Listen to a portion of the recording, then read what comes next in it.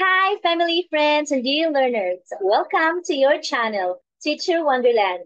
For today's video, you are going to learn how to facilitate an online meeting. Let us not complicate things here.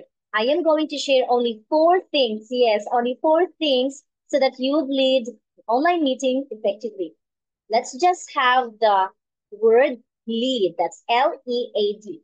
L stands for logistics. E for enthusiasm. A, attention. And lastly, letter D, deck. Yes. L, logistics include the program, schedule, make sure that every participant will be informed ahead of time regarding the schedule, the program, etc. Logistics also includes the things that you will be needing for your online meeting. Next is E, enthusiasm. As a facilitator of the meeting, you need to be enthusiastic. Yes, energy. Next, attention.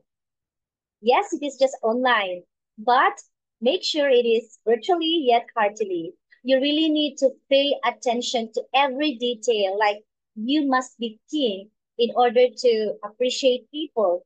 It's a must that you, as a facilitator, needs to have keen detail to everything that is going on during the online meeting. This includes sending messages to those meeting participants who are not supposed to turn their mic on at the point of time. And of course, you have to check if the presenter's deck or PPT or any kind of slides, are not showing. You really have to be aware of that. Awareness, attention, that's A.